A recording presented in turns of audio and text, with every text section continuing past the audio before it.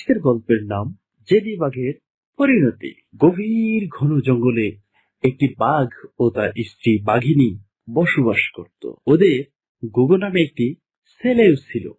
যেহেতু গোগো তাদের একমাত্র ছেলে, তাই যা চাইতো ওর বাবা মা তাকে তাই এনে দিত। আর ঠিক এই কারণে গোগো খুব জেদি হয়ে যায়। একদিন মধ্যরাতে গোগোর হরিণের মাংস খেতে ইচ্ছে করলো, আর গোগো তার মাকে বলল, মা, আমার হরিণের মাংস খেতে খুব ইচ্ছে করছে, আমাকে একটু হরিণের মাংস এনে দাও। এখন হরিণের মাংস কোথায় পাবো? এখন তো অনেক রাত, আর এত রাতে কোথায় পাবো হরিণের মাংস? আমি এত কথা জানতে চাই না, আমি হরিণের মাংস খেতে চেয়েছি, ব্যাস, আমাকে হরিণের মাংস এনে দিতেই হবে। আচ্ছা ঠিক আছে, আমি দেখছি কি করা যায়, যদি পাওয়া যায় তবে নিয়ে আসবো। এই কথা বলে গোগোর মা বাঘিনী মাঝরাতে হরিণ শিকারের জন্য খুঁজতে খুঁজতে বনের দিকে চলে যায়। অনেক খোঁজাখুঁজির পরেও একটিও হরিণ পেল না। আর তখন বাঘিনী মন খারাপ করে গুহার দিকে রওনা দিল। গুহার দিকে রওনা দিবে, আর ঠিক তখনই ঝোপের আড়ালে একটি হরিণ দেখতে পেল, আর বাঘিনীর সাথে সাথে হরিণটিকে শিকার করে ফেলল। আর হরিণটিকে নিয়ে গুহায় চলে যায়, আর গোগো মজা করে হরিণের মাংস খায়। পরের দিন গোগো যখন বনের ভিতর ঘুরতে যায়, আর ঘুরতে ঘুরতে বড় একটি গাছের নিচে যায়, তখন ওর মনে হয় ওকে কেউ ডাকছে। গোগো তখন গাছের দিকে তাকিয়ে দেখে গোগোর প্রিয় বন্ধু ঈগল। আরে বন্ধু, অনেক দিন পর দেখা হলো, কেমন আছো তুমি? ভালো আছো তো?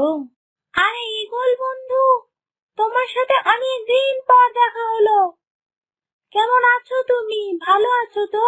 আমি ভালো আছি।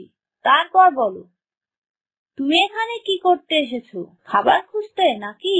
হ্যাঁ, ওই আর কি, একটুখানি ঘুরতে বেরিয়েছিলাম। তুমি একটু নিচে নেমে এসো বন্ধু, আমরা গল্প করি। আরে না, আমি এখানেই ঠিক আছি, আমার বাসা তো এখানেই, আর তাই এখানে বসে থাকতে আমার খুব ভালো লাগে। তুমিও এখানে চলে আসো, দেখবে অনেক মজা পাবে। বন্ধু, আমি ওই অতটা উপরে কিভাবে উঠবো বলো? আমি নিজেই ভালো আছি। আচ্ছা ঠিক আছে, আমি যাই, আমার খুব খিদে পেয়েছে, কিছু শিকার করতে পারি কিনা, পরে আবার দেখা হবে। এই বলে ঈগল শিকারের উদ্দেশ্যে রওনা দিল। কিন্তু গোগোর গাছে ওঠার ইচ্ছে জাগে মনে, আর গোগো তার গুহার দিকে রওনা দিল।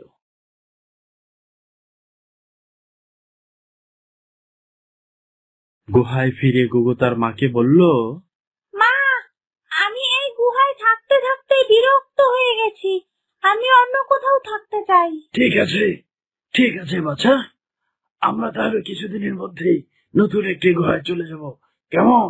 আবার অন্য কোনো গুহা? না, আমি কোনো গুহায় থাকতে পারবো না, আমি গাছের উপরে থাকতে চাই। মা, কি, গাছের উপর? না, আমরা কখনোই গাছের উপর উঠতে পারবো না। না, আমি কিছুই জানি না, আমি গুহার ভিতরে থাকতেই পারবো না, আমি গাছেই থাকতে চাই। আমি কিছু জানি না, তোর যা ইচ্ছা তুই তাই কর, আমি তোর প্রতিদিনের জেদে অতিষ্ঠ হয়ে গেছি।